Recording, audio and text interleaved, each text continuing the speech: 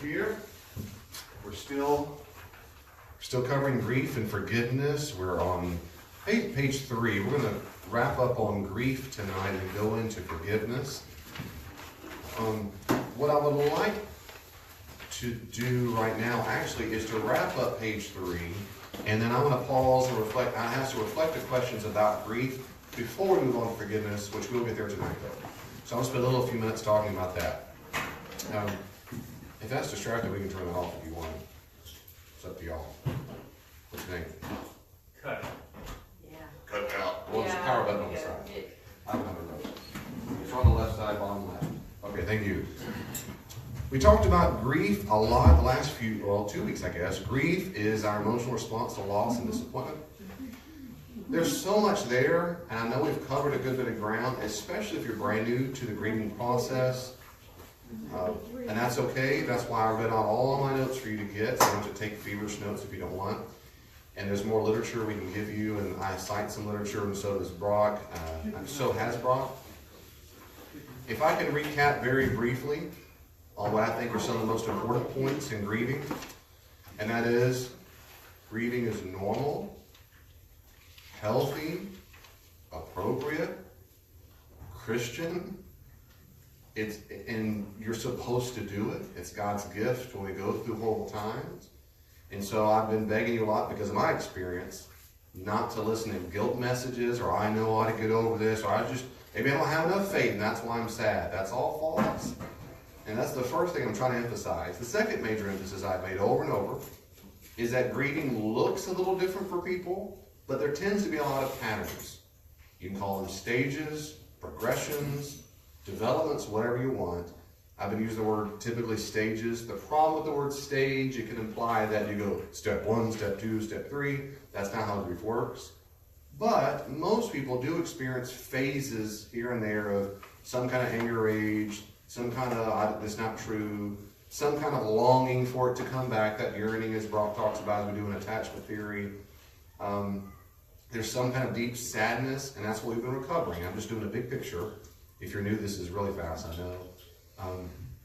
Till we get to a place basically of acceptance. Acceptance does not mean you're never sad again. Doesn't mean that at all. It just doesn't mean that. It depends on the nature of the thing. If what caused you grief isn't that big a deal, you don't have to be sad. You might go, yeah, it doesn't make me sad anymore. And that's okay. It's just that some things are not like that. Like deaths of loved ones, serious trauma, abuse. The more serious it is, the more it's going to take years to get to where sometimes for the acceptance to come and where you might not cry as much. But for most people, most of the time, the intensity does diminish. Intensity does die down when you go through the healing process. And I'm using those words on purpose. I use the analogy I've used before, like the tear well, bank account is a word. When you go through trauma, tears are put in you. And it takes a lot of tears and time to get those tears out. There might be a shallow pool at the bottom that you just can't fully get out sometimes. But most of the severe part will diminish if you've gone through the grieving process.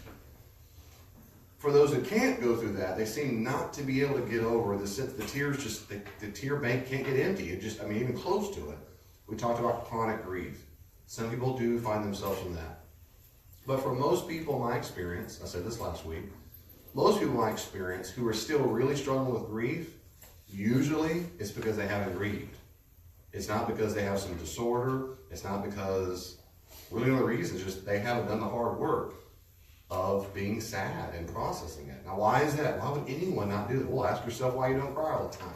Because no, it's not fun, not easy. I was just asking my daughter's friend on the way here tonight, what do you like about school? That's good at school? She goes, yeah, it's good and it's bad. I said, what's the good part? She told me, well, it's good because some things are easy and some parts are fun. Of course, that's what kids think for school in 4th grade. It's either easy or fun. And I was saying that's how it is, I thought, in life. A lot of people never get over that mindset because it's good if it's just easy and pleasurable. And grieving's not usually, and it's not pleasurable. And so most of us by default want to stuff it, get rid of it, drug it up, dismiss it, throw religious shame and guilt on top of it. Well, you just have enough faith. That's your problem. And all kinds of things that we can stuff it. And so I'm trying to encourage you that if you find yourself in that position, keep up the process and dig deep and figure out maybe there's some grieving process you haven't completed yet.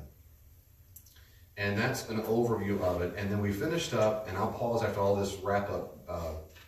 Brock can give it to you in a second, but you need the final thoughts you have on this before I have some questions about grief. And that's part 3, bottom of page 3, Roman numeral 3. That is to say, sometimes we need grieving. Some grieving we just do on our own. Some people are just naturally gifted at it. But for a lot of humans, like myself, if it's more severe trauma, you're going to need some help. And it breaks my heart when people don't. I got a telephone call from a very anxious, upset mama who has a son who's not been reaching out. And the stress is overwhelming, and he's in a real bad emotional spot. He doesn't have what I'm saying right here that you need to get. You need to try to find at least one trusted Christian friend. You've heard me say it over and over. At least one. And if you can't find that, well, even if you can, try to find at least one therapist. Some safe person who's a lockbox, but you've got to get it off your chest. I remember my dad years ago used to say, when he went through some real tough years, when we weren't talking, he left and stuff. He said, I'd have paid any amount of money, done anything, just to have someone listen to me. And that's just a real human need. And we all have it, especially depending on the trauma. And that's it. I call my very best guy friend today. He's my accountability partner and encourager. I call him, still lives in Houston. And I divulged stuff to him. I said, brother, here's some of my struggles. I need you to pray for me. And he said the same thing. We had a great talk. And come on, Pat. I'm just practicing my own medicine. Because we got to have those people that you're safe with. You just got to do it. You just got to have at least someone. And if you are that friend, and not to be a therapist, don't ever think you got to be a therapist or you're a parent. If you are that friend, like I said, just quickly review, be with them and listen and validate. And that's very different from telling a person what they should be doing. You don't want to get up in that one-up position. Here's your problem. Here's what you need to do. Well, why haven't you done this? You come to the rescue trying to fix it. Bad idea. You're not being a good friend when you do that. David, I'm trying to be a blessing. I'm just trying to help them. You're not being a good friend. In that moment, they didn't say, help me problem solve. I'm not sure what to do. They come to you grieving and sad. The appropriate response to sadness is to be with them in the grief and be a safe place. Tell me more. I'm so sorry you're going through that. I'd be sad too if I lost that. How's that affected your world? How does it affect you? How's it affected everything in your marriage or relationship? Tell me more about that. If someone opens up, I'm addicted to this. I've been struggling with this. I'm so sorry to hear that. Tell me more about that. How you been coping with that? What's been going on? Be that same place. Validate their pain. Don't tell them what to do. And you do it. It's always okay to affirm appropriate behavior. Let's go eat a meal, but you're not preaching to them. And I ended up very briefly last week on this, and I want to slow down a little bit on this point, and Brock, feel free to jump in here with this last point, and that is the transference. And that is, of course, knowing your own boundaries. Some people, and you get real good at this if you're not yet, you can get good at knowing pretty quickly a person's problems, whether they need a good friend and or whether they need a good therapist. Does that make sense? You can be a good friend, and you don't need to be the therapist. Some people need both. Others need a good friend to cry their shoulder on and be there with them. Others, they needed their help. And you might not know the distinction of what they need. My point right now is you need to know what you need. And some people like to be the rescuers because there's something in your character that's missing, and you have a real need to be the one they need. And a lot of times caregivers find themselves wanting to be needed, wanting to be wanted. And so they're the kind of people, everyone always comes to me when they're having problems. You know, people at work, on your family, think about that for a second. Well, I'm the one that always going to cry on my shoulder. Well, it could be you're a good listener. It could also be you're the kind of person who gets a lot of payoff by being the person who's always the one they come cry to, and you can be either the rescuer, their healer, their parent. You're there to save the day. That's more about you than them. Some people then, of course, lose their boundaries.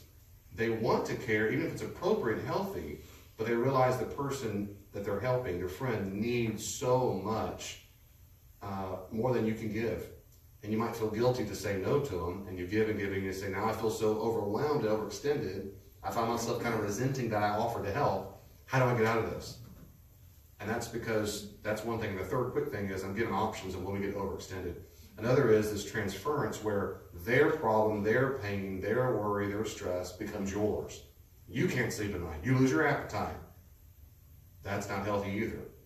It does no good to worry for them. And what I just said makes no sense to mothers if you're listening right now. Yes, it does, David. That's our job description. To be worried about everybody in my family. That's false nonsense. It does not help your children to be worried. It doesn't help them. Even your friends don't help. And so what happens is we end up paying a price, and then we lose our objectivity as much as we can have it, because we're now all weeping together constantly, or all worried together constantly. That means you've lost some of yourself. You've got to have some emotional distance to be able to help. And by a quick analogy, if I came around the corner and Brock stuck in the thing in mud, reminds me of my brother. Well, my second house, our house we lived as a family, it's one of those things where the neighborhood was being built, so mom and dad bought the lot and got to help design the house. And so all these lots were new and dirt and whatever, construction work. And a house right beside there was dirt and mud. And my brother, this made me very happy because he was a bully, he got stuck in the mud. And he was really stuck down about almost his kneecap, and it scared him to death. He couldn't get out. The mud was, it just sucked him in. And I came around the corner, like any loving brother, I fell on the grass laughing so hard at his despair and sadness and crying. Boy, made him mad. And I was scared because I thought he can get out. I thought, no, he can't get out. He's stuck. I can sit right here and I did for quite some time. Go get Dad! And he's crying and scared. And I got Dad, and then I ran off. But Dad had to get the shovel. If I said, Stephen, I'm so sorry, let me jump in that mud with you. Right? That'd have been stupid. We've been both stuck in the mud, both upset and sad. It would have helped him not at all. Now listen, the way to get him out of the mud is for my dad to be on dry ground and dig him out. And that's exactly why, little footnote, it works for salvation. When we use words like holy in God, it means he's other than, he's divine nature. That's a good deal. I mean, he's outside the pit to help us out. And that's how it is when we help other people. You've got to have some objectivity. But no. To be a real good friend, I got to be in the same emotional state they are. That's like getting in the mud. No, you don't. No, you don't. Then all of a sudden, no one can help them. So I went through some quick things as a review. Vanna, please. Is that the same thing as being an enabler? Or is that a different kind of thing? Very good. That's different from transference, where your problems, their problems join together. But enabling is a kind of pattern when a person has unmet needs that they're trying to get met in someone else. That's that first one. We're trying to help enabler, rescuer. Those are people who don't like other people to suffer consequences or feel sadness, feel shame, feel negative emotions. We want to come and rescue them from that feeling. And then the other thing is, and so, I was going to say, so we might enable them in their inappropriate behavior or destructive behavior because we don't want them to hurt. Well, if you recognize that somebody keeps having the same thing over and over and over and over, and you've known them for 3 or 4 years, and that's still their theme song, and you've tried to get them to see someone about this. I can't help you with that. Have you talked with the counselor? Oh, I don't want to do that. But then they keep calling and wanting you to listen to it.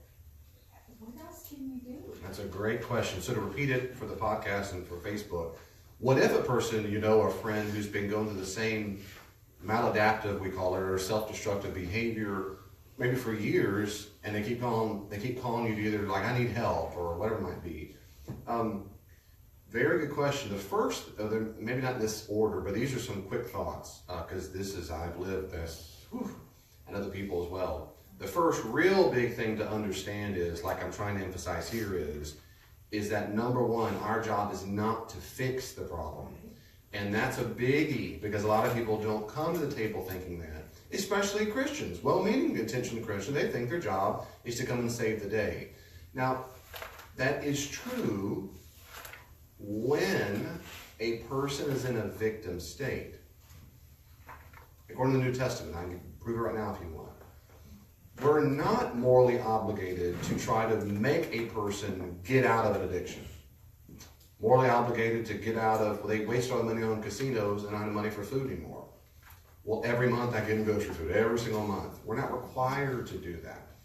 There is a degree to which, of course, people who have an addiction have a disease and they're a victim to it. Absolutely.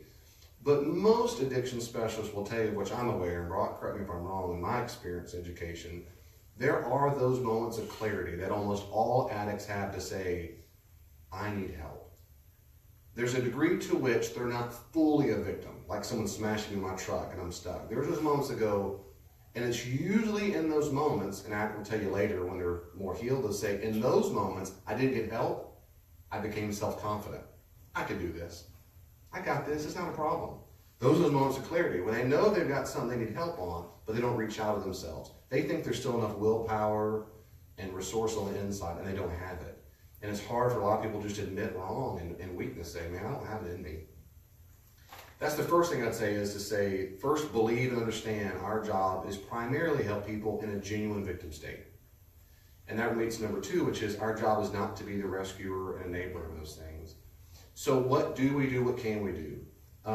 I still, in that experience, and I've experienced that several times, is I still go back to exactly what my tips are here. And Brock can give his input in just a second. And that is, I still understand my role. I love them to validate their pain. People who are addicted to stuff, I have deep empathy for. I don't come at them, with the faces and all, don't you know the Bible? I don't do any of that junk. Most people have no problem feeling guilty on their own. And in that role, that's not my job. It's just not my role. They don't. Most people with addictions have terrible shame. And that's different from guilt. Guilt, I did wrong behavior. Shame is I'm a bad person. And what they do not need in that moment is some judgmental pump. So I don't ever come at that. I have deep empathy for the sorrow they genuinely feel. Even if they have those moments of brightness and say, I could have changed, they still chose. I'm so sorry. This must be very difficult for you. How can I help you? And I ask them, how can I help you? I'll serve you. And then whatever they say, I listen very carefully to determine if their request violates my boundaries. I need you to come to my house every Saturday morning and Sunday morning to clean up my vomit after I drink all night long. I'd say, I'm sorry, I can't do that. Why not? I don't want to. And what if it's a relational addiction, like, constantly fighting, and they can't live with each other, they can't live without each other. It may be even a mother-child thing. Can't get the kids moved out, the kids taking advantage of the mother. Who's the victim? How do you know? When you tell them, you've got to go get help with this. Yeah, that's a very good, and I'll say something quick, and I really want, because it's okay since you're on a good roll. There are, like you might say, relational addictions in that you get a need met by people genuinely get addicted to drama. Yes. They get addicted to the conflict, they get addicted, and these patterns form. And it really has dopamine shoots in our brain. It feels good when the fight's over. Couples do this all the time. It's the post-fight sex. Oh, that's the best. That's the cycle. Not all people, I'm saying that's that anecdotal. And so families have that. The short answer is, there is no short answer to that. They do need to go to a therapist, and there's family dynamics, there's systems theory, there's all kinds of things. And I've come in to help families, and Brock's done tons more than I have on the family part, but I've gone into families' living rooms, and we talk about all the dynamics, and you see that goes on. A little footnote, not only couples do it, families do it, generations can do it, churches do it. Churches act out this family dynamic. And so organizations can do it as well. And there's no quick fix like, here's what you do. The second thing I'd say is to you, you said, what do I do, or how do I say I've been telling them? What I'm encouraging you and everybody is to try to resist staying out of the parent role. That is, instead of saying, you need to go to a therapist, I tell them one time. So they say, how can I help? What do you think I ought to do? Now, I talked about this last year in transactional analysis. They have little games. I know I ought to, but, and that is this, I need to go to the gym. I need to lose weight. And someone says, well, why don't you go to the gym? It's too expensive. Person says, well, there's some cheap one around the corner. Yeah, but I got kids to watch after. Oh, I'll watch them. Yeah, but it's late after work. And you see, it's the game, boom, boom, boom, boom, boom, boom. Sure. But both have a payoff because they're arguing. One's trying to fix it, and one's getting attention. Okay. So one leaves frustrated. They didn't listen to my advice. The other one leaves frustrated because I still feel empty. But I got a little payoff because someone looked at me and paid attention. So what I do is I give them one shot at that. Now, if I'm a friend with them, I might be a little more specific. But if I don't know them well, I give all that one shot. I'd say, here's how I can help. Well, my advice would be go see a therapist. There's some good rates. I know some people. I'd be happy to do some research for them. And now listen very carefully and watch their face feedback. Watch their face or email, whatever. And they go, yeah, bud. You go, okay, well, I'll pray for you. It's up to them. If I'm a dear friend with a person, I narrate what my concern is for them. Because hopefully they know, and I'll say this, you know I love you, we're friends for a long time.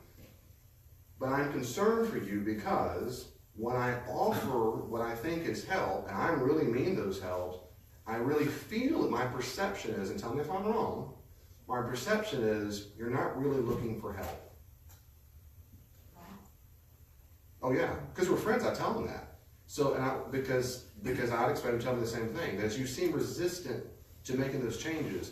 Tell me, why is that? Or what's going on? Why are you afraid to talk to the therapist? What's going on? But again, now I'm also more training a therapist, but also I'm not committed the next 6 months to be the therapist. It just means because I'm a friend in that moment, I'm narrating what my perception is. And they might say, David, you completely misread me, had a bad day at work. Okay. But if I'm good friends, I probably didn't misread you. Then they come back the next time and it's the same thing. So then I say it. There you go. They come back the next time, I narrate. See, I'll say, well, sister or brother, usually brother, I don't have any friends that are girls. I'll say, brother, I care about you, but we've covered this. So I'm not sure what else I can do for you. And so I just be that. Absolutely. Pastor, Yes. is it good sometimes to ask questions and get them to thinking for themselves, rather than suggesting things, asking them questions regarding what they've said, so they start doing their own thinking and maybe realizing Very good. things that haven't occurred to them. That's a great, asking questions, that's exactly right. By default, like for example, questions are always better because it assumes the person's taking responsibility for their behavior that they're doing, and it assumes it. A lot of people don't take responsibility, but it's good to assume it. So when a person, I don't know what to do, you say, well, what are you doing to get help? Yeah, in life coaching to other people, what are you doing to get help? It's when a friend or someone says, what do you think I ought to do? In those moments, if I give advice, I'm very brief but distinct, and I usually tell them there's a specialist or something like that in those moments. But still, I don't keep telling them advice. I don't do it. I don't do it because people always, I've said this, I will say it to my nose bleeds the rest of my life. People always, caps lock, do what they really want to do.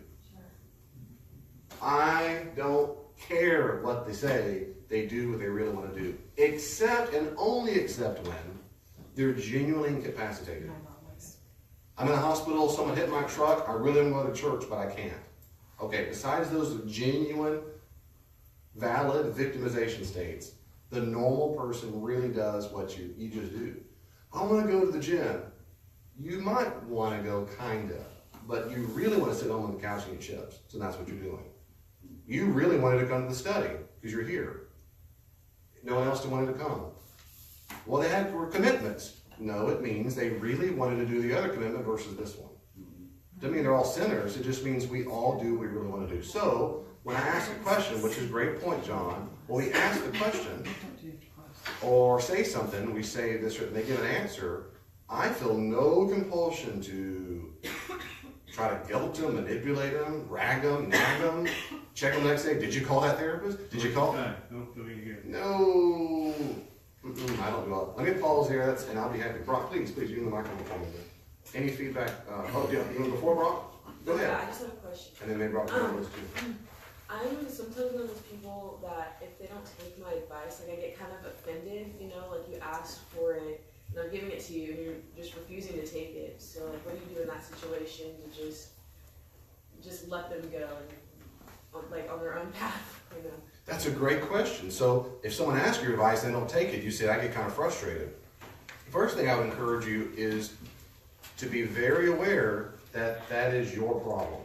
That is to say, frustration is just a mild form of anger. So if we're being real honest, that means you're angry at that person for not doing what you said. And so the first step is to say, that's an emotion in me, which means I got to process and deal with it, right? Because that's what character is. I deal with my own emotions. It's not anybody else's responsibility. It's not drugs or drinking. It's not that job to fix me. I got to process, why am I getting angry about this? Most people are not mature enough to do that. They assume the world and other people really are just an extension of themselves, and it's everybody else's job to make sure I'm happy. That's what babies do. So the first thing to say, I'm not a baby. I do feel anger. Why am I angry? Well, they didn't do what I wanted. Why does that make me angry? Also because you care for them. Because I care for them? Yeah. So you're mad at them because you care for them? Because they're not doing what's best for themselves. Well, you're thinking they're not doing what you think is best for themselves. So let's take it one at a time. Hold on, let you say it. So, right, you're mad. So you might be right that your advice is really good idea. But that's not why you're mad, right? The anger is because they didn't do what I suggested. Okay. And then you just explore that and process that. And you can. We all, at some point or another, I mean, who's gotten frustrated when someone asks you, they go, yeah, whatever. It's like that thing. I need to go to the gym. Well, down the street, whatever. And, why'd you even ask me? But we just have to own it ourselves and let it go. And over time, ideally, we get better at saying, when someone asks me for advice, especially in my line of work, I get asked a lot. I just made my mind up a long time ago. I mean, I did to say, they're going to do what they want to do. I'd be happy to offer to tell you, but I mean, when they leave my presence, they're going to do, are you in my presence? They're going to do whatever they want to do. And so take it or leave it. And I don't feel responsible in that sense for what they do next. But I would just have to encourage you to process why it is you're angry about it. And of course, if any of us really have a problem with that anger, really have a problem with it, it might lead us to do things or say things that wouldn't be kind or Christian just because we're taken out of them. We certainly don't want to do that. We need to bite our tongue. What I do in those situations is if someone asks me my advice or whatever, I'm like, okay, well, if you want my advice, this is what I would do or I would suggest that you do, but it's up to you and it's your life what you end up doing. Yeah. But this is what I think, and I'll let it go. I'm like, it's on you, whatever you do. Yeah. Because you can't do it for them and you can't be mad at them and you can be upset if they really, screw up, but. Yeah, that's right. Yeah. But, you can't be angry at yourself because you didn't follow your advice. But if you encourage them to go see their pastor, their priest, whatever, and then even said, my pastor is a therapist, and he would listen to you and help you. And if they still put, now when I go and see those people again, and they bring it up again, what are you doing to get help? I love that. Good. I love it, if I can just remember it. If someone's really frustrating you, Yes. you find yourself mad because they won't stop talking about it, Yes. you got to process it yourself. And it's good to have a heads up. Okay, when I go to Thanksgiving, Uncle Bob is going to talk about it again. Yeah. So go in thinking, I'm going to release that anger. I expect him to do that way. I'm not here to save the day. I'll let that go. But if they get up in your face, well, you're still not da-da-da, I would kindly say, we've already talked about this several times, and there's nothing else I can do. I have prayed for you, but that way you're saying, I've already addressed that, but I'm not going to keep talking about this because there's nothing else I can do. And I find myself feeling distant and disconnected if you're in a relationship because this is only we're talking about. I'm not sure what else to say about that. Anyway, Brock, please, I'll stop for a while. Go ahead. Anything you said, 30 minutes. I'm trying to find an entrance. Yeah, jump on. Jump in. At the top. Only, I was jotting notes as we go along, we moved along quite a bit, but I think it's important to know, and this is what I work on most with therapists in training. Actually, most of the therapists who I've fired over the years have been not caught this early on in their careers, but and usually with therapists or any kind of helper, you don't have to fire them because their clients will fire them for you. I mean, and you've probably been fired by people you've tried to help, and you've helped a lot of people over time, but the difference has to do with empathy and sympathy. And a lot of people, I never had any idea what the difference between I thought they were the same thing when I went to school. Right. I even thought the same thing after I had a bachelor's degree in psychology. And I run into a lot of people who are even graduate level professionals who don't understand the difference between the two. David can kind of talk about the origin of the word. I know they're similar words, so it can get very tricky, but I hate those two words. they're very important words, though. I do. They confuse me sometimes. Okay. You know, Let's use, I tend to say that you don't need to know what the words are as much as the spirit of the words. For clinicians who haven't really been exposed to it, or people, I would say empathy is the one you want to shoot for if you're going to be helping people. And sympathy is the one that's more of a sign that you cannot help that person at all. And you need to get away from, you need to get out of the helping relationship, and maybe even avoid the situation until you're able to come to it in a more intellectual sense. Empathy is more involves involves your brain a bit more. It's more of your thoughts about the situation. It's always very interesting when you go through Hallmark. Do Hallmarks even exist anymore as a store? Sure. Go through the card section in any of your local stores. Then you'll see in the sympathy section, there's actually cards, deepest sympathy. I've never seen one that says deepest empathy. Right. And the interesting thing is when you're reaching out to somebody in a moment of despair, you're wanting to express something helpful, I believe, but you're expressing how much you feel about their situation when you purchase a sympathy card. So I'm going to say that we all, no, just kidding. No boycotts today. Right. But the important distinction is empathy is an understanding that you can express to another person. And a lot of times the deepest levels of empathy, when it's rated, don't involve your mouth at all. We get ourselves in a lot of trouble when we're trying to help people by just opening our mouths. If you can't find a way of opening your mouth without expressing a feeling, we can go back to kind of understand what feeling words are. This is really basic stuff, but we move forward so fast to try to help people that we sidestep whether or not it's a feeling or a thinking word or an understanding word, and we move right into this spot. And that's a good thing. It means we're attached to people and we're still capable of having feelings, but it's not helpful when somebody's already overwhelmed by overwhelmed by feelings. So I always point that out. Some people just aren't meant to be helpers. It's really hard. It's so true. And it's also always struck me as in the helping profession, and this could be anywhere, there are so many people who got into the helping profession because they feel so strongly about it, especially around issues with kids. And I want to be around kids because I remember what it was like to be mistreated, or that sort of a thing. And it's not always a bad thing to have had those experiences, but it is bad in as much as that you're unable to separate your own feelings from the feelings of the person, just like David's been saying, from the feelings of the person who's going through grief or going through a difficult situation. I think. So you see I was going to say, there's still boundaries. There's still distance between the people. Yes, absolutely. I'm glad you drew that up. You validate them, but there's still distance. You're not, in sympathy, you're enmeshed. You're feeling pain with them. That's why, if you're okay with these pictures, that's the distinction I would say. And there's all sorts of literature on it. There's all sorts of things we can talk about. I always listen to people's language very carefully. Some people will accuse me of being a little bit too analytical, but one of the things we do, or we use words that betray the rules that we have about certain things. If I love someone, I will. That's a very powerful way of looking at it.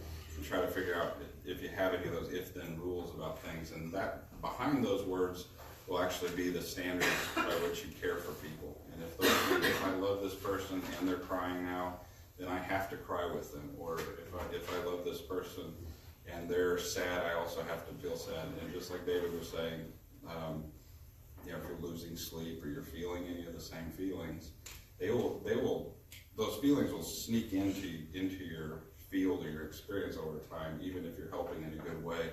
But are you able to deal with them? Are you able to manage those? Do you give yourself enough time to do that? It's very important. Therapists have a way of dealing with that, even in our professional worlds. We call it supervision.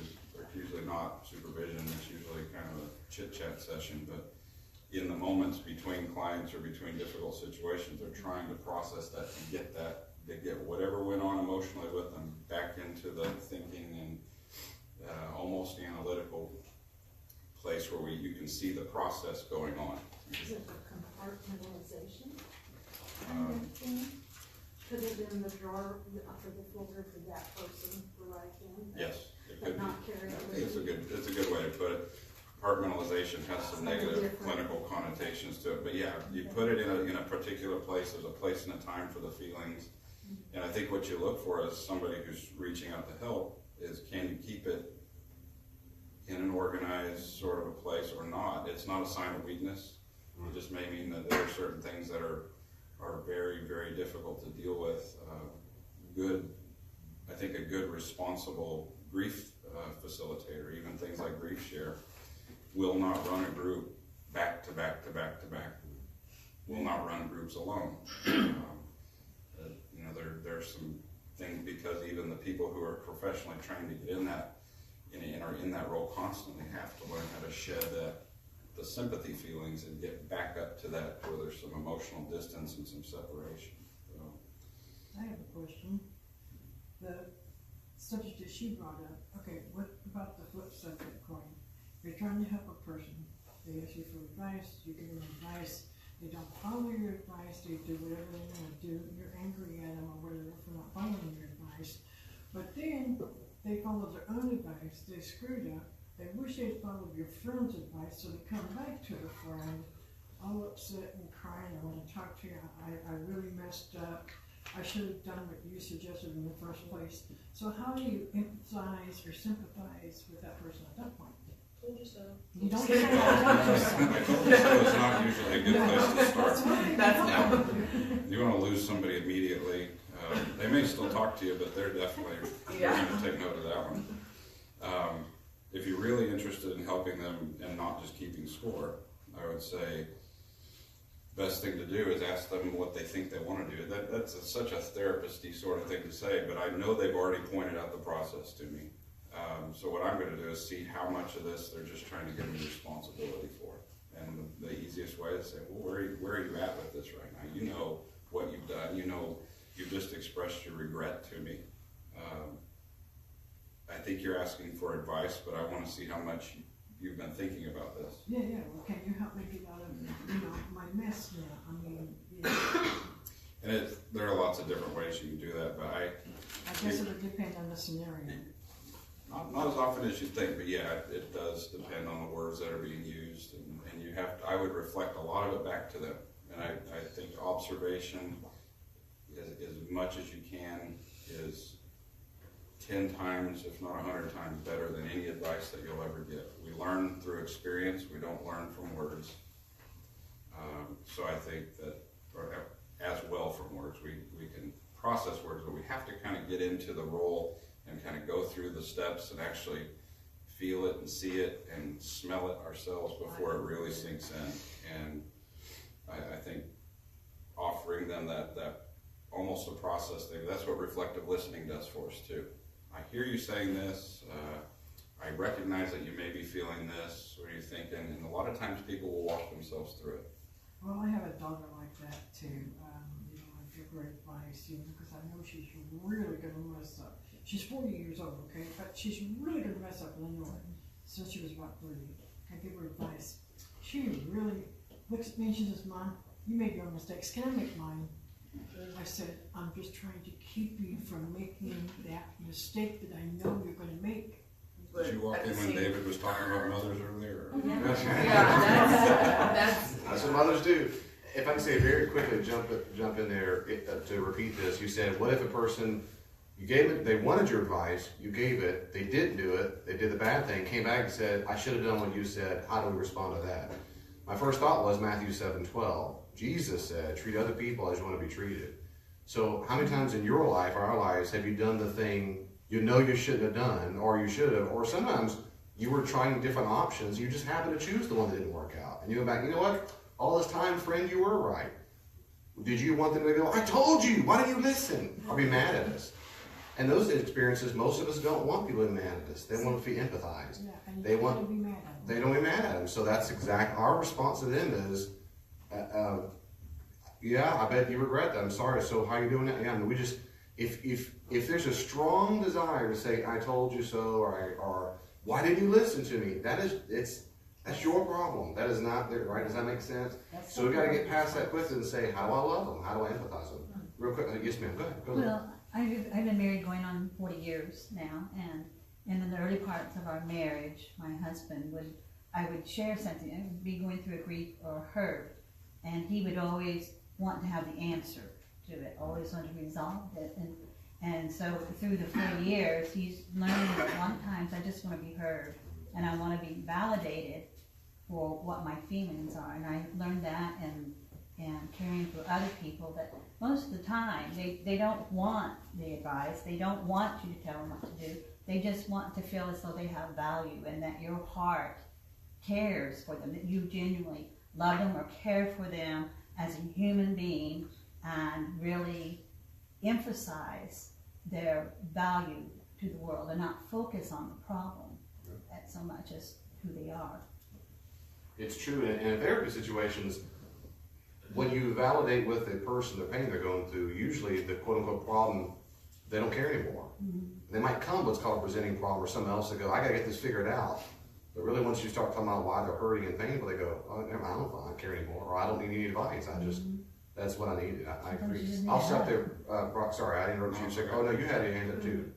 I'm wondering, is it like the same as, okay, if I were receiving advice, is it the same as giving, like, seeing those signs of I need to get out? Like, if you see that someone's giving you bad advice, are you just like, okay, maybe I shouldn't be getting advice from you, and just, you know what I mean? Like, I don't know how to word it better. So if someone's giving you advice and it's bad advice, Yeah, and is it kind of this, I don't know how to say it.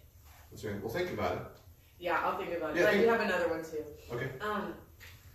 When you're getting advice, how do you humble yourself enough to like take what you need from their advice to like help yourself out? You know what I mean? Like, because apparently you're asking for advice for a reason, because you want help. So how do you actually listen? Yeah, actually listen and not just have your selfish needs. That's a great question. How do we get ourselves in a humble position to actually want to hear a person's advice? And that also, the short answer is, there's no short answer. There's a big issue there. But if I had to get one short answer, for most people, it's just pride. But that's not true for everybody. Some people are very wounded. Some people had childhoods where there's a lot of things. They were modeled by parents who didn't get advice, the dad who never stopped for direction. All that kind of stuff they taught us. Don't you be proud, don't you ever. Charity, I don't need your charity. And so sometimes we're modeled that, sometimes we're hurt, sometimes there's pride, there's all kinds of whatever. So I would say is you've got to process, where does that come from? Why am I doing that? How do I get to a place? And some people also are just better at it. I'm being honest, some people are better at it than others. They are people who find themselves, this is very common. If you ever hear a person say, I'm just a very competitive person, that means one of usually two things. They're either a genuine narcissist and think they're better than anybody else, or two, they have a very low self-esteem. And they can't stand to think other people, they think the world is constantly in a one-up, one-down position. There's no one peer. You're either above someone or you're below someone. And so they don't have the stability and the resources and the healthy mental, emotional state to say, I could be someone's peer. No, I can be in the one-up position, so you can't beat me. Whether a tennis table, chess, driving down the road, car rage, all this stuff. And so whenever time anybody ever says, I'm very competitive, like, ooh, ding, ding, ding, I won't play games with you. My point of that is, for a lot of people, it's the same kind of people who have a hard time getting someone else's advice. And that's very difficult. It's hard to bring it back to Jesus, but it sure is hard to be competitive when you're a Christian. C.S. Lewis said it perfectly right, that you cannot be a Christian and be prideful, because you can't do it. He's exactly right. There's no conceivable, there's a logically incompatible to think that you're better than other people, which implicitly means you think you're better than Jesus, And so Jesus doesn't teach us, instruct us as a master. He's giving suggestions. You may or may not be good ideas. I'll do what I really want to do.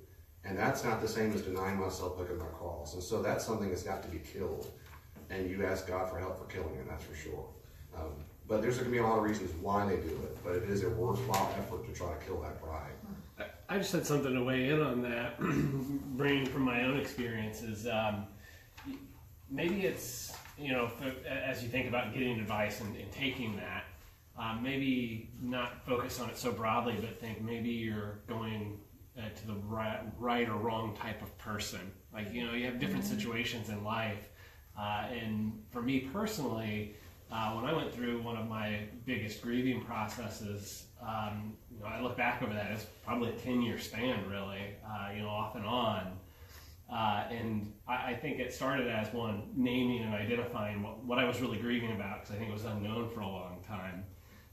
But I had never went to counseling. My family is brutally opposed to counseling and therapy. It's a sign of weakness. Any sort of mental drugs, completely opposed to, which you can debate all those things day in and day out. But the first time I ever went to therapy was premarital counseling, and my wife made me do it. And she's not here and might not see this online. She was right. I didn't want to go. David said you were right, Heather. Yeah. You hear that? You were right all along. But after that, the stigma dropped, and I wouldn't even say it dropped all the way, because it was probably 6 or 7 years before I thought, I talked about a lot in that session or sessions. And, I went to counseling for the rest of my grieving process. By that time, I had named it and kind of honed in on, you're still not over this, and you don't see it because it comes out in different forms at all times. So, I don't know, interested in your guys' thoughts on that as far as, maybe that's a big part of the equation, is that maybe you just don't have a circle or a tribe that you know to tap into yet. You need to kind of walk before you run. Mm-hmm. That could be one of the reasons why. Yeah, that's why it's a big. Yeah, you're exactly right. Could be one of the reasons why we're resistant to receiving input. We're not used to it. Never modeled that. A lot of reasons for that. But do we ever really get over grieving? Do we ever really get over deaths? For me personally, I think the answer is no. I don't think I'll ever get over any of the deaths that I've experienced in my life. So they're here, they're buried. Yeah. They all surface once in a while. I don't cry about them anymore. But I think about the people and I remember them. Like my grandmother was the second one that went. I still miss that old woman. I tell everybody to listen to me. I still miss that old woman, and she'd be 107 years old now, 120 or something. But she was a big part of my Very specialty. young life. So the question: do we ever get over grieving? Do we ever get over death? I don't think so. It can be yes to the first question, no to the second. So again, the grieving, can you get over it? Can you come to a place where the acceptance is so profound that you're not very sad anymore? Yeah, that depends on what it is, though. Depends on what it is. Some people grieve terribly over a job for a long time, and they get a better job. And they go, "Boy, I was super sad for years." And I'm like, whatever. So yeah, of course it depends on the thing you're grieving. Deaths are different.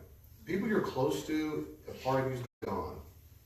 And so in that sense, you don't ever get over a hole. The hole is there.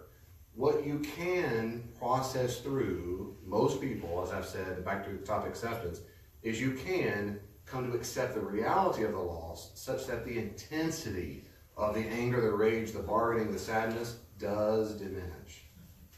So that, as the analogy I gave before with the chapter in the books, it's still a chapter in your book. But when you've come to acceptance, you say, it is a chapter. I don't deny it. I don't stuff it. I don't, well, that was a long chapter or a short chapter. But it is there. I can remember those people I lost. I reflect. And I might even cry when I go back and reread those chapters. That's okay. That doesn't mean you're all in again. It just means you're reliving that moment. Christmas memories. That song that comes on the radio, you start tearing up all of a sudden. Completely normal. That doesn't mean all of a sudden you've never ever not cried again. That's part of the grieving process. And that's always a danger of using words like acceptance and closure and whatever. It sounds like you never even care anymore. That's just false. It's just false. So, but I still am convinced that the intensity for most people, when you go through the grieving process, it does greatly diminish.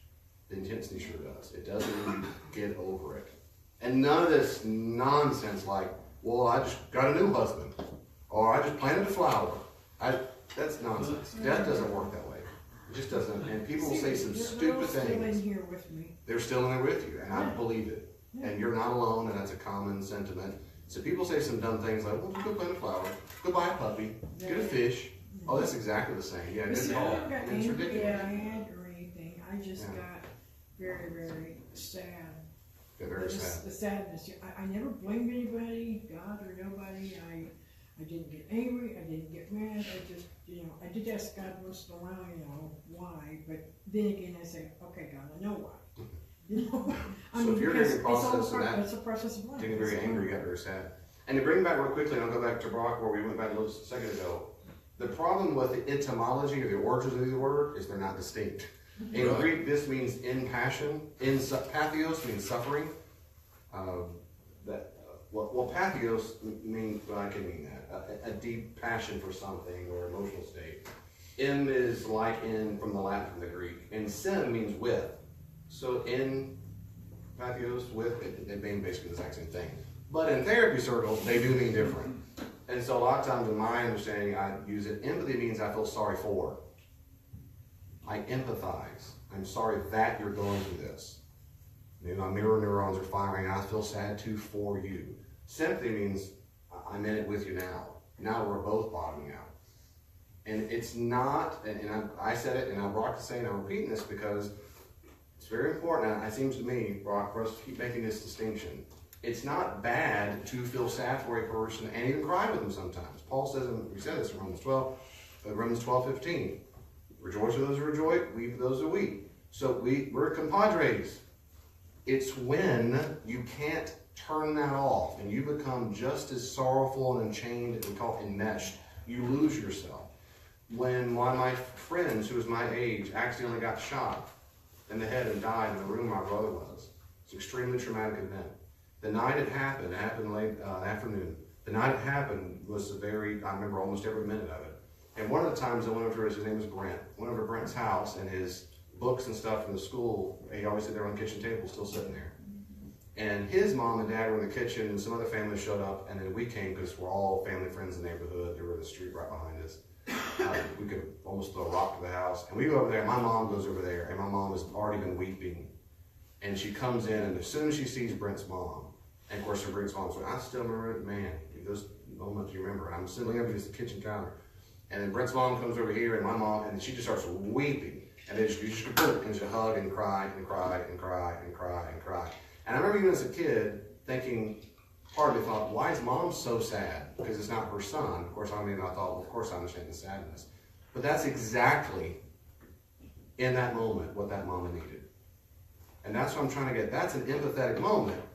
But if my mom went home and cried, the next day she cried, the next day she cried, the next day she cried, and she had the same, she's lost herself. In the moment, she's weeping when someone's weeping. And that mama did not need, have you prayed about it? You have another son. Oh, God. That kind of nonsense people can say. She didn't say a word. She just wept with her for a long time that night. And that's what we did. So all I'm saying, that's an example of being sad. So I'm not trying to imply or explicate that our job is to be robots. I feel sorry for you. Now leave me alone. It's not like that. We don't want to get lost in it, if that makes sense. And tell me, Brock, yeah, go ahead, Linda. Brock, if we put this in, where does compassion come in? That's the empathy. That's the empathy. Yes, ma'am. It seems to me. Yeah, I feel compassion for you. Compassion that I care about you. I love you. I'm going to pray for you. I'm going to try my best to help you within healthy boundaries. And some people don't like to hear boundaries or know, and so they don't want to respect your no. So we might request of a person, if you love me, then, like you were saying, if you love me, then you would do blank. And you might go, well, I do love you, but I can't do that. Well, then blah, blah, blah. That's not your problem, that's their problem. And then you might come to the rescue. Now, wait a second. I do love you. I'll prove it all. No, that's your problem there. So you might have to let them have false ideas about what compassion is. Because a lot of people think compassion is you come fix my problems. False. I've told people that. I love you. And what? No, loving you doesn't mean I come do all of that. It means I do everything I can within the healthy boundaries. and I can't lose myself. I just can't. Some people in therapy, man, they don't know it, but it triggers all kinds of crazy stuff in me. And that's why therapists, that's why they go and talk to the people. And that's because they don't know it. And I know enough to go, okay, I need a break from that person. Because that's my whole point here, is that we've got to not lose ourselves and then get all transferred. Brock, we'll go back to where you're at. Anything else you want to add or subtract from that? No, I think we did it. I don't want to go, we don't have to go all the way back over it, but I think it's important to note that when we're seeking advice, it doesn't mean that's necessarily what we need or what we should even get. And I really always pray that people who are looking for advice don't get it. It's kind of in a funny sort of a way.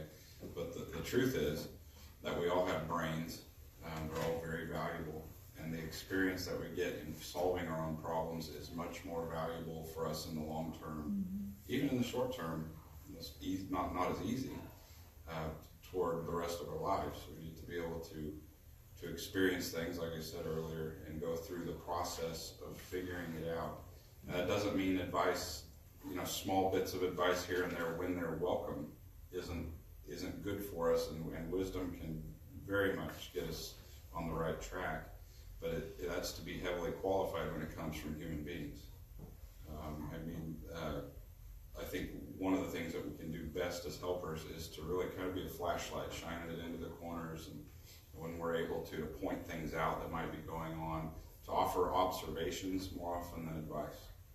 An observation can be helpful, but also to show a genuine concern for the feelings can be just as helpful too. It may not feel like we're doing much, but that's the work of a helper, is to just sort of know that being there for somebody and reflecting those feelings and showing that you are aware of them and you feel with them, but again, not going through the whole thing with them, is what you're there to do. And it takes time for people to figure things out. I think some of the worst advice givers are some of the least patient people. And I think we all go through seasons of that too. When we're stressed out or worried about things and a problem comes up, you can almost measure how many times you've given advice versus just sat there and listen. It's much harder to sit there and listen when somebody's suffering and you're worried about things, or you're stressed out, or you're trying to get to another appointment or something too. You might just say, well, that's about all I got to say about it for now. But I really do think observations and reflection is much more valuable than anything that we can. Whoa, what was that? Oh. What was that? That's a mic. Scared me. It might be sorry. Yeah, sometimes this thing just pops. Somebody was trying to get me out of my little rambling there. But that's it. I have. Just to wake you up. Yeah. That's the thing about living alone and being alone too, is you have no one to talk to really about advice. Yes. All the decisions I make are between you and God. None of my advice, I'm like, okay, God, let's hope I make the right decision this time. Because it's just me. Yeah, so you say when you live alone, you don't have someone to bounce off ideas and get advice from. I don't Yeah. have anybody to complain to, cry to, yell at. Well, and my response is, I'm sorry. I don't even have a dog. Yeah, me either. And I've heard that dogs are horrible advice anyway, so that's good. But what I would, They don't judge you. they don't judge you at all. That's right. That's the one reason I love dogs. Some people too much, or cats, or cows, or anyway, that's a different diagnosis. Really, genuinely, I'm sorry, but I'm not saying this because of my job. I'm saying because I really think it's true that in the Christian worldview, the body of Christ is supposed to be the source where we get our, I love how John Townsend says it, our nutrients from. God is a limitless resource. Humans are limited. And in the family of faith, God can speak through all kinds of people to encourage us and challenge us. And that's why we try to get at least one trusted Christian friend who is not necessarily just an advisor, but the people you go to say, man, I'm really struggling with this. But you want to find at least one person, and groups are even better, small group. That's why, ideally, we don't care what you call them, but here we call them D groups, discipleship groups. That's supposed to be a place where you get safety and encouragement and challenge sometimes. And I'm real proud of my D group because we're coming a far way of people opening up and saying, man, I need prayer and I'm really struggling. There's been tears and I love it. But that's because some of the same people in the group who've been crying also live alone. And now they're getting loved on. Love transforms you. It changes you. And so my encouragement to you and everybody is, if you don't feel like there's anybody at home ever, God can use other Christians. He can. He can cause them to hurt you, but that's the risk of love, and it's worth taking. If you find yourself shut down because it hurts so much, you need to get that healed, because you don't want to close that part of your life off the rest of your life. I do want to move on very quickly. There's not something else, quick comment, question. I want to move on. I was going to say Sonia, that please. you have to be willing to open up and have that somebody come to you. Because if you don't do that, and then nobody's going to be there to help. It's like when I talked to you and you send Vanna to rescue. And you know, I was open to that. Amen. Sonia said, when you're sad and grieving or things are going trauma in your life, you've got to be open to having someone come invest. I'm paraphrasing, if that's okay. Tell me if I'm wrong. Invest in you. Absolutely, sister. You just do. And a lot of people who don't want it, they might say they want it, but they don't really want it. And that's why I encourage you, got to be, if you can be a little bit vulnerable, and if you find yourself having a very difficult time with that, you really ought to see a therapist. You need to find out, why is it's so hard for me to let anybody in?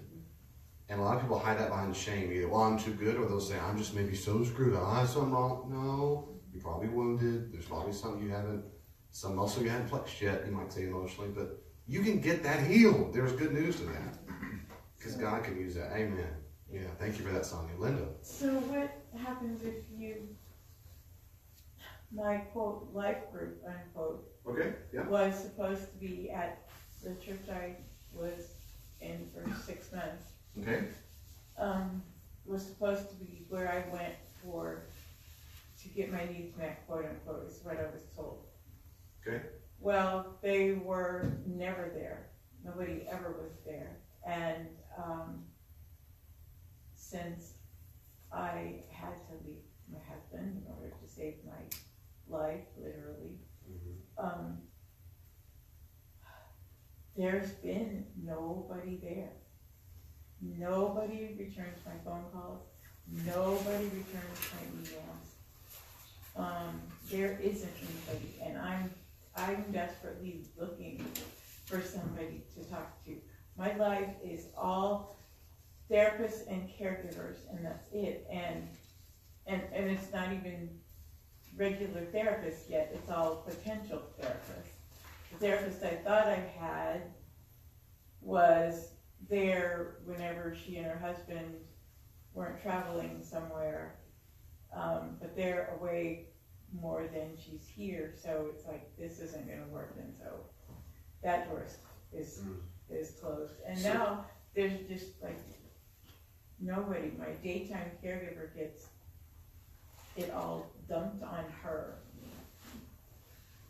from 7 in the morning until 3 in the afternoon, and it's not fair to her.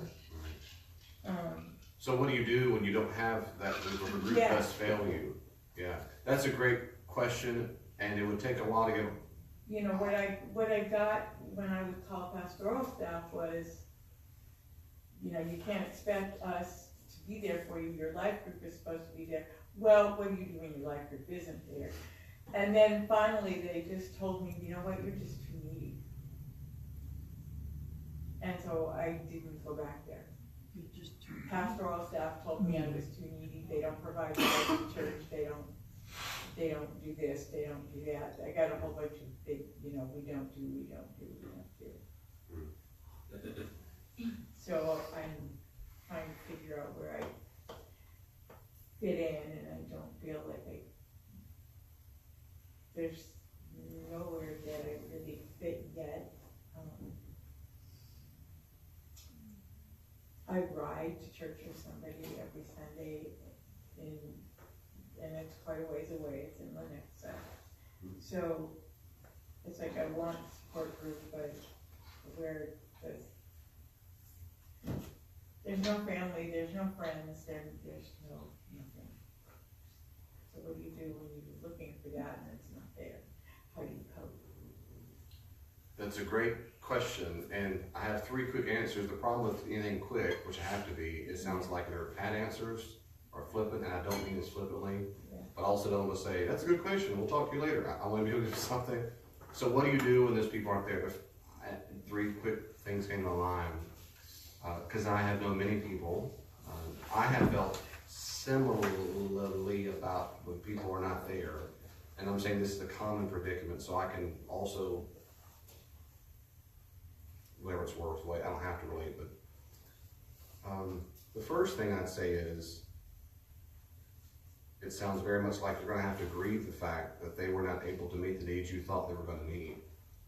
That's a grieving process. God, another one. Yeah.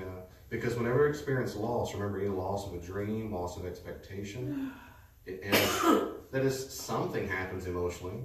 It doesn't have to be something more than it needs to be, but something happens in us. We get sad. We go, I expected to get a raise, and I didn't get it. I expected to be sunshiny tomorrow, and it didn't. There's some loss to go, well, how do I feel about that? Maybe I'm mad, maybe I'm sad. So at least think about it, process and talk about it. Mm-hmm. My second quick thing is, and that takes time, okay? That's why it's quick, and I don't like it quick, but sorry. The first is, that's, in other words, at least acknowledge that, and it's okay to acknowledge that. The second thing I'd say is, this is a wonderful time, as always, to keep genuinely relying upon God to meet your needs as best as He can.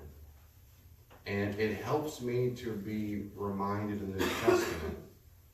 Doesn't make everything better, but it helps me personally and many people I know to be reminded that Jesus Himself was very often alone and abandoned. And so, as He's called the man of sorrows, if there's anybody who can relate to us feeling that we don't fit in, surely He does. And so I go to Him in prayer with that and say, Lord Jesus, please counsel me and comfort me, because I know exactly what it feels like. And be assured that He's listening. He does care. And you do fit in the kingdom of God.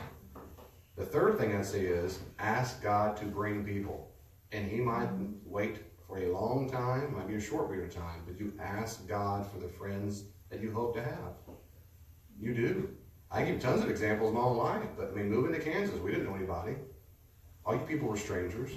We have no roots, no family, nothing. You might, and this is all about me. I'm just saying, I have prayed for the same thing. My wife has prayed many, many, many times. We came to a place where you finally got some roots. And especially in ministry, people think you're friends with everybody, but you're not. No one asks you out to eat. No one, let's go shopping. Let's go to the movie. No one does, ever. And so for about a year and a half, no one ever asks us to do anything. So it gets lonely. So I asked God many, many times. So does Elaine, who would sit there and she'd tell you many, many times she'd cried. I don't have any girlfriends, no one. And so it's a real deal, it's a real need. Yeah. But it doesn't mean she couldn't. Anybody else had a shared it with God that way. Good, well, good. Tell him. He already knows it, but tell him and ask him for what you need. Did you have your hand up earlier? I don't remember. Don't remember if you had. I don't know. Any other questions, comments? Any other questions or comments about this so far before we move on? Anything at all? Are y'all warm? You open the windows if you want. Some of you look warm, some of you look cool. I don't know. Like so cool. Feel free to open the window, and they're all unlocked. Feel free. If you get warm, seriously, feel free to. Let me ask one quick question. You don't have to articulate what it is, but just by show of hands, how many of you right now are there's something in your life? I already know. How many are going to give me money? I'm just kidding. Oh, no. How many people? Yeah, preachers are all the same. How many of y'all? I know. I hear all the junk too. There's something in your life that you would consider you're in the process of grieving right now. Your hand. Close your eyes and read if you feel embarrassed. It's common. And so, Christians, before we move on, just to encourage you, sisters and brothers, please consider grieving seriously. Read over this material. Read some stuff. Process it. Find someone. Bring it to God, knowing for sure He cares about you. He doesn't ignore you in your grief. He cares about you in your grief. And you can find healing if you open yourself, like Simon said, to be vulnerable to God Himself too, and to other people. You can get healing. Yes, ma'am. I was going to say, that's so true that you prayed and it does change your life. Like the grieving process it makes you grow a lot in your faith, I think, just because you're handing it all over to him and you're giving him control, basically, of everything that's going to happen, and it just works. It works. It just works. Amen. It just works. It just works. So. And one of my favorite expressions, I said this last time, is when I go to God in prayer, again, you're talking conversation, and I start out with God or Jesus, Spirit, I'm sad about. And whatever the X is, I'm sad about. And that's some powerful words. I'm acknowledging I have pain, I'm acknowledging I have loss, I'm acknowledging God cares about me, He's a good Father, He's a loving Father. I'm sad about. It's sometimes hard to identify what feelings I'm having, so sometimes I'll start with God, you know how I'm feeling right now. You can identify what God, you know how I'm feeling right now. That's right. Yeah. That's right, that's exactly right. You tell him, God, I don't know how I feel right now. I'm not happy, I can tell what I'm not. Yeah. And I start with my kids that way. How do you feel? I don't know. Are you happy right now? Or, well, no. Okay, that's limiting it until we get to some. And you don't have to have that all figured out before you take it to God. He knows. That's right. Good to know that he won't ever get overwhelmed by whatever's going on. Amen. Too, He won't ever get overwhelmed. That's sometimes a fear when talking to other people. That's right, that's right. I don't want to overwhelm people. So. Yeah, and again, ideally, well, technically speaking, people get overwhelmed by themselves. You can't overwhelm them. A person can feel overwhelmed, but feelings are their responsibility. But I understand that the colloquially, but that's right, you cannot overwhelm God, nor does he ever get overwhelmed. That's right. He never says, be quiet. You already said you're sad yesterday. Did you plant a flower? He doesn't say stupid things like that. He just doesn't. He doesn't. And if that's in your mind when you pray, you do not have an accurate representation of God. You don't. You need to picture, some of you can, I say this all the time on sermon, some of you can't picture a loving father. Maybe you have to picture a loving mother. Do whatever it takes to the place you say, someone's safe, and that's, you get closer to God. Now, I can pause, we can stop there, unless somebody will finish the block, or we can keep going, but I want to ask you what you like, because I want to finish in 10 minutes. So if we want to wrap it there, we can close it out, or we can go on to forgiveness, we can do something else about grief. Let's do that next week. Okay? Yeah. Anything else about grief you'd like to cover tonight? I do want to tell you what my grieving thing is. Use your grieving thing, yes This ma'am. happened to me yesterday, Okay? driving down the highway. My check engine light is on, my cruise control light. Blink, blink, blink, blink. I'm like, oh God, please stop. 2 years ago, March 23rd, 2016, I paid $3,500 for car repairs. The biggest ticket item was the catalytic converter, which they replaced. Okay, 2 weeks later, my car's doing the same thing. I take it back. Man, it could be a number of things. Okay, check it. They put in a faulty catalytic converter. They had to replace it. They called it. Well, there'll be no charge to you, ma'am. I'm like, yeah, I believe that. So then here we are 2 years later, March 23rd, 2018. 2 years to the warranty's out. My car started doing it again yesterday. I took it to the Subaru dealership. They tested it. They said, you need to take this back. We've got the original one. So I took it back, and he also told me, he said, by the way, this is an aftermarket catalytic converter they put in your car. They did not put in a Subaru-approved catalytic converter. So I took it back to them yesterday. Took it in today, had it checked out. Took them an hour and 15 minutes to decide what the problem was, which is I went to the Subaru dealership, 10 minutes. It's the catalytic converter. And I said, okay, it's under warranty till March 23rd, so they've got to replace it for free. Except I told them, I said, this time I want a Subaru catalytic converter put in my car, not an aftermarket. Okay, we're gonna have to pay the difference in the cost. Okay, it's $400. They're charging me almost $200 more than what a catalytic converter would cost me through Subaru. But, then I would have to pay for all the labor and everything if I went back to Subaru, so I'm forced to pay this $400. The sad thing about this is they are not going to warranty the brand new catalytic converter that they're putting in. Its warranty will run out March 23rd of this year. I said, wait a minute, no. It's a brand new one. It needs to be warranted. No, ma'am. This warranty goes back to the date of this original one. I'm stressing about this. This makes 3 catalytic converters on a car in 2 years. I work for Trinity Health and Home Health Care. I travel from my house to your door to Compton, back to your door, back home. I have to have a dependable transportation. So I prayed to God yesterday that this gets taken care of soon. They're going to put in a new catalytic converter next Tuesday. I hope my car is okay between now and then. With all the miles I'm traveling back and forth from my job, I've already missed 6 hours of work. And I'm going to miss another 6 to 8 hours of work next week when they put it in. Besides the $408 cost. Yeah. So that's what I'm stressed about, because I also know I need a new hot water heater in my house too. So what do I get? A new hot water heater or fix my car? I fix my car. My neighbor across the street's already said, "Pat, if hot water heater comes out, you can come over and take showers." So that's a good real life example of, I've got to expend money that I don't want or don't have, only what if it breaks, and on top of that, more. But I talked to God last night, and I said, please let them fix it. Please don't let it cost me an arm and a leg. You know, I mean, $400 is a drop in the bucket in this day and age, but at the same time. So I appreciate that you feeling a sense of grief, over the sorrow of it's not what I wanted, not what I expected. Right. And of course, probably some tinges here and there of worry, which is, what if it malfunctions again, and what if?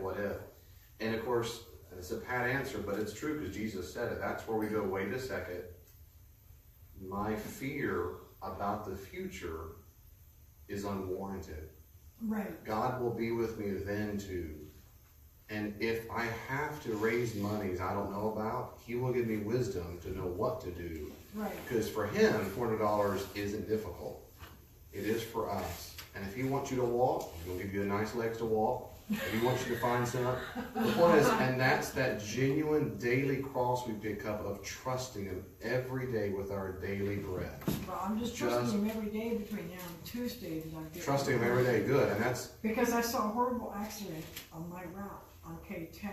Yeah, I saw it too. I passed it. There were 2 fire trucks, 4 sheriffs, and 6 or 8 police. Yeah, there's a bunch of them. And then I read about it, and one woman died, and she was the one who veered into the wrong lane, going the wrong direction. She was headed east and somehow ended up going west on 10 instead of east. And then I think the ice has spun her. Yeah. Yes, go ahead. You were raise your hand. Yeah. This is actually, I've been thinking about this for a while. I don't know how, so I had to ask. So I'm the oldest of 5, and so my youngest sibling is 3, and I wasn't the best sister. Like, I told my story. I was kind of wilding out. Like, I wasn't the best sister to my siblings. And I guess I'm wondering, how do you have that kind of conversation with someone so young? Like, one of my sisters is 9, and how do you have that conversation of, I know I let you down, but I don't know how to translate to someone so young for them to understand, you know what I mean? Like forgiveness and Good stuff. question. So, yeah, maybe next time we can talk more about that. How do I tell a person I screwed up, I blew it, especially when they're young? If they're really young and they can't grasp it, you don't even have to talk. You just need to change. Yeah. But a 9-year-old can understand some things. I have a 10-year-old at home who's almost 11. She can understand sorrow and doing the wrong thing. And I always encourage parents and authority figures like yourself, siblings, whenever possible, own it. And they're going to say probably, it's okay. Parents, kids are quick to let it go. You have to make, as much as possible, make sure you're not saying it just to receive your validation. Right. You're saying it because it's the right thing to say, because you need to own it. And also it teaches them, that's what mature people, healthy people do. They can make mistakes and they own it, and then they change their ways for the better. So if you're going there to make sure they go, that's okay, and you go, okay, I feel so much better. Well, is it selfish to do it because you want to be a part of their life? Like you want to be like I'm apologizing because I want to be there for you in the future. That's not selfish, is it? Like I know it's the right thing to do also, but right. It's more of a, I don't know. And maybe we can talk afterwards quickly. Is it selfish to do it because you want to be in their lives? I don't think it's selfish. Selfish, of course, typically is defined as doing something which only benefits me. Okay. And if that's true, then you're saying, I'm doing it just to use my family, well, that would be bad. But at the same time, I said this when I did a long study on morality, which is all online. I have the podcast. if we only do things only when we're being purely altruistic, I'm only doing this because it's the right thing to do, you're probably going to wait for a long time. It's difficult to find motives that are purely just for the right. Usually there's some payoff for us that we're looking for. And my belief is that that's okay. It's just not okay when we only do it for a bad reason or purely a self-serving reason. So if you say, I do want to be in their lives again, well, that's one of the reasons. My personal view is that's okay, but we can talk later. Anything else about that? Yeah. Because we're out of time now. Oh, sorry, David, and then Linda. Yeah, David? Well, you're saying, kids might say, that's okay. If you do wrong, no, it's not okay that you did wrong. Do you go into that with your kids, or do you recommend clarifying that no, it's not okay that I did that, and help them to work through that communication that, okay, they are expressing that they accept our apology, they're expressing that they forgive us, but it's not okay that I did that.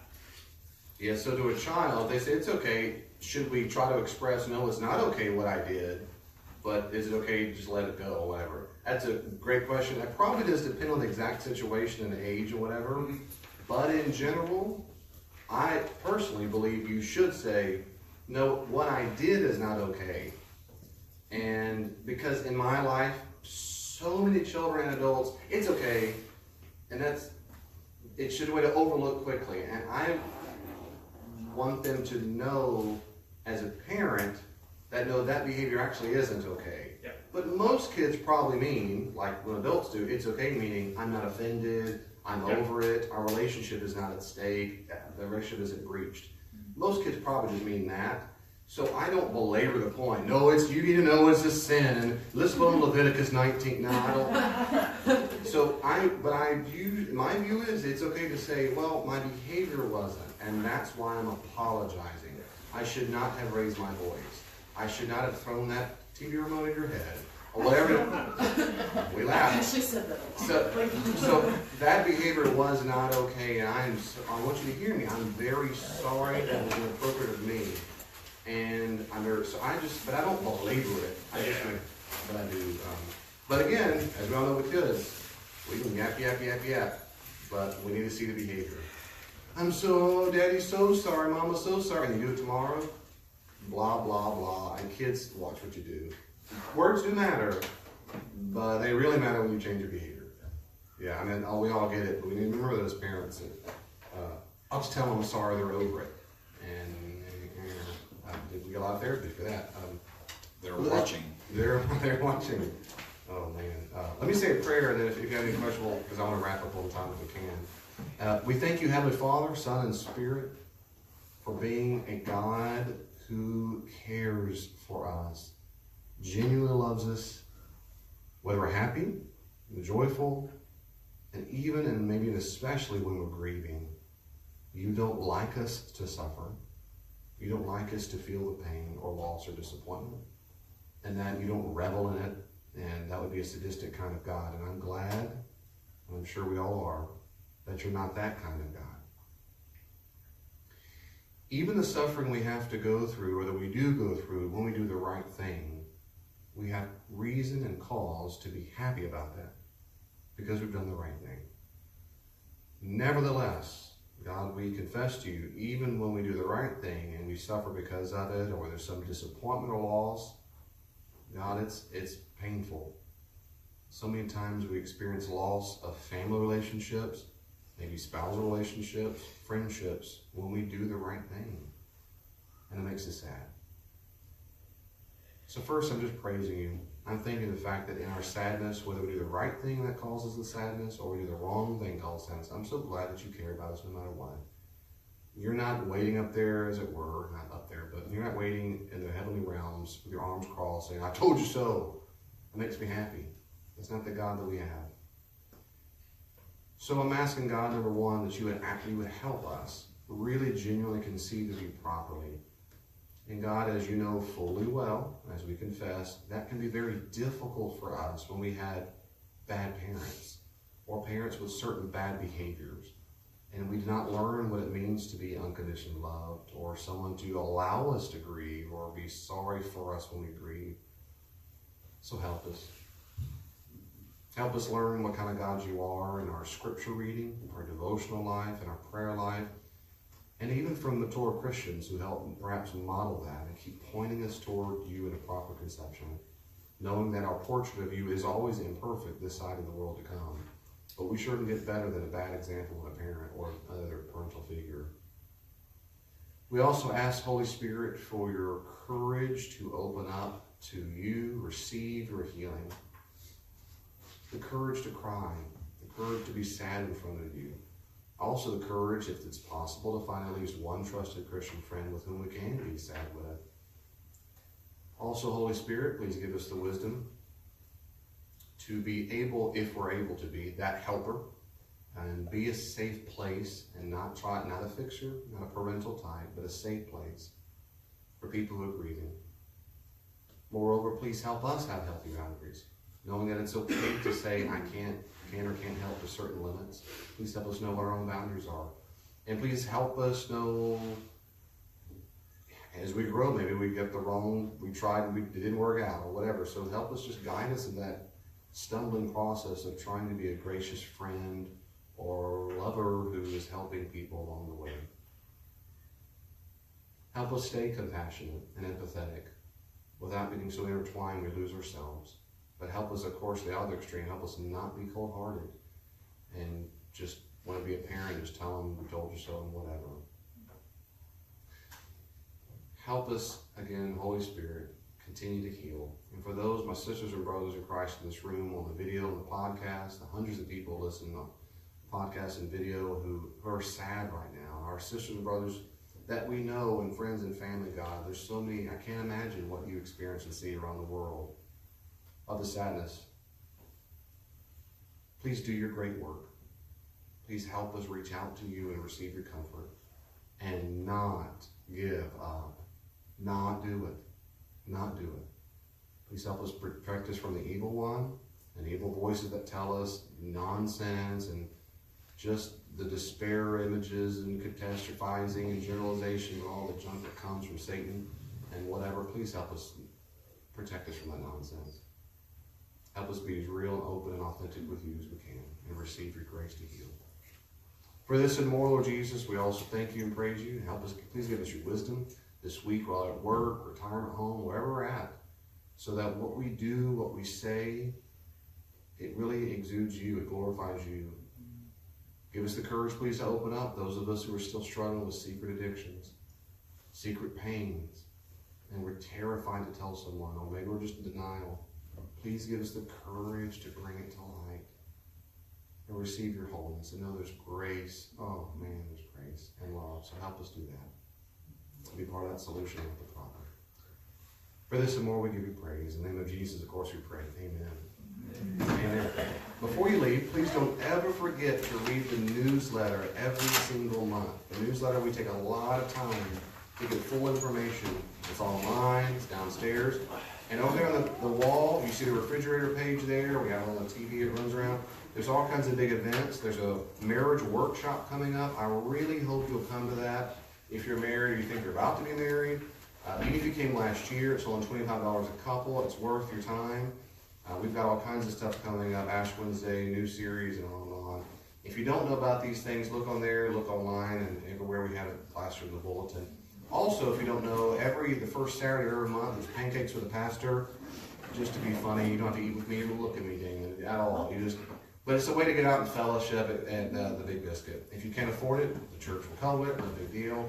But I encourage you to come out Saturdays, the Big Biscuit, and chill with us. We'll pay for meal if you need to. It's a great time to be away from the grind and just sit and get to know each other. It's good. So there's many more announcements. I hope you'll take the time to put those in your calendar and see you there. God bless you. I'll see you next week. Same time, same place. Amen. Yeah, I should. Yeah. Some advice. Uh-oh. Yeah, let me turn off this face. 1 second. Yeah. Yeah, it's on that.